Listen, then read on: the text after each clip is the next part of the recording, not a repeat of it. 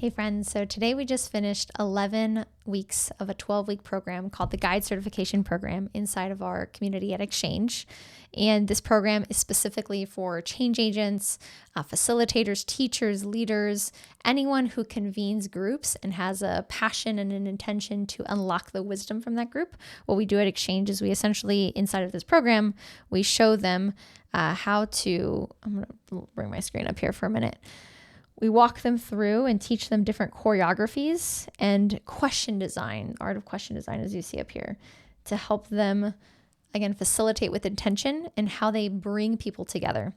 Now, in this particular, again, if you're a community leader or someone who brings groups of any kind, if you run a cohort style learning experience, as you get closer to the end of that experience, it's always important to bring in different voices. I mean, I think you should always bring in voices of your community members or students.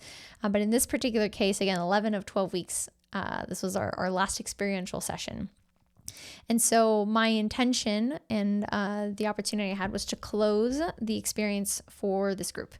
And so in thinking and preparing for this particular closing experience, what I did inside of my prep was I was realizing, well, for one, it's like get acquainted with the agenda and what's the experience of the student. And in our particular case, they had just spent about 90 minutes doing a lot of inner work through one of our modalities that we teach called the accelerator, which essentially walks you through 5 very intentionally designed questions to go from an idea to direct action.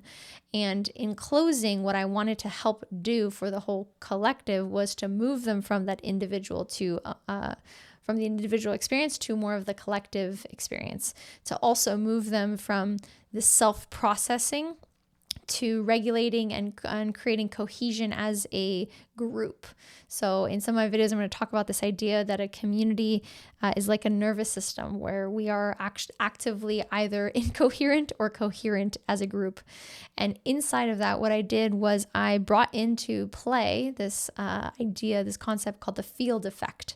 And what the field effect is essentially is the energy of a space or container. So if you've ever walked into a group, whether it's in person or even you join an online meeting, there's immediately a sensation that you have. That's, for those that are more sensitive to energy, it's what you feel. Do I feel awkward? Do I feel like there's stress here? Do I feel like this is actually really exciting? So it's like you walk into a space with your own energy, but the space itself has energy. And what I'm really passionate about is how do we intentionally design these spaces to create containers for unlocking that potential, but also bringing healing and also helping people to transcend into the highest versions of themselves. And so this field effect came into play, again, as I'm closing up, just to give you kind of all this context, as I'm closing up the group. So this particular video is here to support you and to actually walk you through exactly what I did so that you can, 1, pick it up and apply it, and 2, be inspired to think a little bit deeper when and really anytime you're facilitating a group experience. And so inside of when I was working again on this kind of closing field effect for them, my intention inside of that was to help them co-regulate and to help them lean into each other. So again, they're wrapping up 11 of 12 weeks. I come up to facilitate, and what I invited everyone to do was, first I played music. So I always think music is a really powerful grounding opportunity. So the types of music you use for different types of discussions will obviously change the energy of that room, right? It's going to add to it's going to amplify the energy you're intending on creating. And so first and foremost is you as a facilitator, how grounded and present are you? I used a particular song, which I'll put some of the details in the notes below, but I played the song, and what I invited was, again, 220 people on Zoom. I invited everyone to switch from, because I'm spotlit on Zoom, and I invited everyone to move to gallery. And so by moving to gallery view, now all eyes are seeing all eyes on screen. And I invited them just to kind of take a breath, to come back to being present to that moment. Again, they had just come off this large, really interactive experience, and now we're moving from the individual to the group. So let's center ourselves to look into our beautiful little cameras and recognize that we are not alone on this journey, that there are other people in this room with us. And so just pausing, I started to slow the tone of my voice down. And again, imagine this like really inspiring music behind us. And we're looking at each other, and inside of how I guided them, the kind of like key moments of this facilitation was, one, to have them look into each other's eyes to see each other. Number two, what I then invited them to do was to identify or pick one person on the screen. And I asked them to be a little more courageous, again, 220 people, and pick someone they don't know either at all or don't know very well. And so what that did is now they're locking eyes with someone, and I made it playful. Hey, give a little smile. Maybe you want to wave to them. And what that also does, again, now if you weren't present before, oh my gosh, now you realize that someone's looking at you possibly. And so that helps the whole group get present. So if you are facilitating groups and people have no cameras on and there's not engagement, then please check out the exchange approach, because that's like step one, is like get you guys to have engaging experiences. What I'm talking about is a much deeper layer of collective convening here. And so now they're locking eyes. So imagine this, they're locking eyes with a stranger, someone they don't know well. Again, we've been in this learning experience. We've been coming together. We've been convening in multiple ways. And so this is kind of the closing of a community experience. So I then invite them, now that we've taken, this has probably lasted about 2-3 minutes now. They're present. They're locking eyes with a stranger. They're smiling. They're leaning in.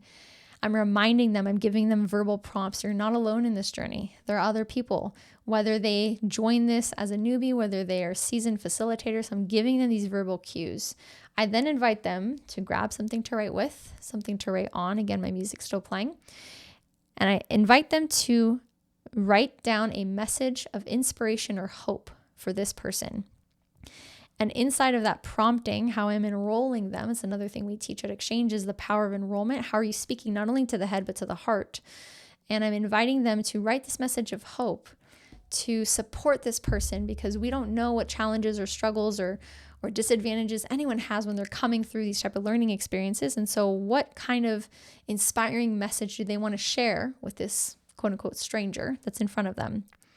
And so I pause, I give a lot of open, quiet space. They're journaling, they're writing. I might give a couple more cues and prompts. Maybe you want to tell them that they're not alone. Maybe you want to remind them that they're strong and they can do this. Maybe you want to remind them that no matter what, that you are here for them, right? That you are present and that they can lean into the community if they need, whatever that message might be. So here they are, they're journaling on that message, that moment of inspiration. Now here's the kicker. Here's where it got really fun. You want to lean in a little bit with me here. This is the mastery of what became possible and what was unlocked. As they were writing this message of hope, so let's just say I was writing it to Bill. Bill, okay, here you go. I then invited them to cross out Bill's name and write their own name. Ooh. And I saw the shift. Oh, I love these moments, you guys. I saw the shift in the energy when it was like that moment of that like mic drop moment, right? Now my name is on there. Now Stephanie's name is on there. And then I invited them to reread everything they wrote down for themselves as the receiver. Now what that did, many layers to this, but essentially what it allowed was, again, they had just done all this inner work. And as all of us and many of us know who are on this spiritual healing, inner, like emotional freedom kind of journey, is it's so much easier to give to someone else than it is to yourself. So I'm going to assume that they had written some pretty loving, incredible things, even if it was just a sentence. Some people I saw were writing for a while. So I'm also watching, this is also part of the facilitation, there's light layers to this. I'm watching the room, right? I'm watching on my screen, I'm scrolling through gallery and seeing where they're at in their writing and what's happening. And I'm watching the ahas when I tell them to cross out the name and put their own name. So now I'm inviting them and guiding them to read everything that they wrote and to receive the wisdom for themselves. This is helping them. Once again, we were creating collective coherence when we were leaning in as a group, facing each other, witnessing each other. This then just integrated the collective intelligence to themselves. This is the embodiment of that, because their best and highest self is the one who wrote down those couple handful of words, right, paragraphs, and now they get to receive that. Now here's where I really brought it home. And this is the power of the exchange approach when you facilitate specifically, again, what we call a connect choreography, which is bringing people, again, from a passive to an active experience. They now have this journal little prompt that they wrote for themselves, right? Those words of wisdom and inspiration. I then created a small and short breakout, 5-6 minutes, I think I did. And then I invited them to read or bring voice to that word of inspiration. Now, why this is important is because it brings their own wisdom. Now they've integrated it for themselves, but now together with two other people, so a small group of 3 in a room, they are sharing each other's words of wisdoms for the whole group, right? So though they're speaking it for themselves, I am just a mirror for the rest of the energy in the room, right? And we are all mirrors for each other. So having a small group of 3 now sharing these messages of hope and this excitement and this abundance and this, as again, we're closing a learning journey together. This is what's going to help propel them on a meta level to create the integration. Like, why does this work really matter? They are answering that question inside of these messages of hope. So you'll see, you're noticing different layers. So they're going into now a small breakout group of 3 people. They're each sharing. And now here's another prompt that I gave them that is different and that was intended to create more intimacy in the group. It's a little risky if the group. Anyways, it's risky and it's risky and it's not risky for me because I love doing this kind of work, but it could be risky for a group who doesn't know each other that well. So we brought them in 3s. They each take a moment to share, and I invited them for the rest of the time. Typically at Exchange, we invite them to share appreciation back, but because the entire message is a message of hope and inspiration, I instead invited them to stay and sit with each other in silence. Woo. Now, if you're a facilitator, if you're someone who has an intention, a vision, or you're to lead and guide groups, or you're already doing it, there is such an importance in your ability to be comfortable with silence. And so again, this is a group of people who are working towards that skill set of being a facilitator. So this is like a meta learning for them. A more integrative learning is share that piece of advice, hear from each other, and then sit together in deep presence and silence. And that, to me, that I know, because I've sat in those moments of silence with people before, just how powerful it is. And that's where we create such a strong, again, going back to this concept of the field effect. Oh my gosh, like this is really where you build that field of regulation, of intelligence, of safety. When we talk about belonging, this is it. Creating safety enough for a group. And it's going to be uncomfortable. And I did prepare them. I said, this might feel uncomfortable and that's okay. But lean in here, lean into the learning that happens when people stop talking. So they come out of these groups, we come back to the main room, the energy is just palpable, but it's so tense, right? Because this was probably really intense. And so what do I do when they come out? I'm not pushing more tense. Now I have a lighter music that they're coming out to, a little more playful, a little more active, right? The music I was using before was much softer. Again, I'm going to give you the specific songs I used. Now they come out of this group, this experience, and I'm playing with them and I'm saying, wow, you guys all look so serious, right? And now, you get a little awkward giggles. It's okay, let's take a breath. And my closing prompt was in the chat in one word. How do you feel right now? What comes up? And I invited them, if they wanted to be playful, to use emojis, and some people did. But you can just feel the difference. I could feel the difference from, again, a lot of the inner work to moving this now to a collective experience. Again, really with that high vision intention of how do we help people go from and I shared this in my other video on the inner freedom spiral. How do we move people from the individual experience to not only the relational when they're in those breakout rooms, but then to the collective awakening, the collective healing that's possible. And this particular way that I facilitated this closing just to hit every single one of those points.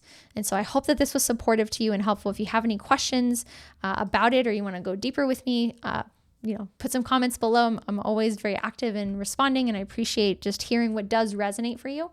And then my intention too is to share more of these specific facilitations that you can be inspired by, or that you can also go pick up and go try it out for yourself. So hopefully this was helpful for you. I look forward to seeing you on future Wisdom Bursts. Thank you guys so much.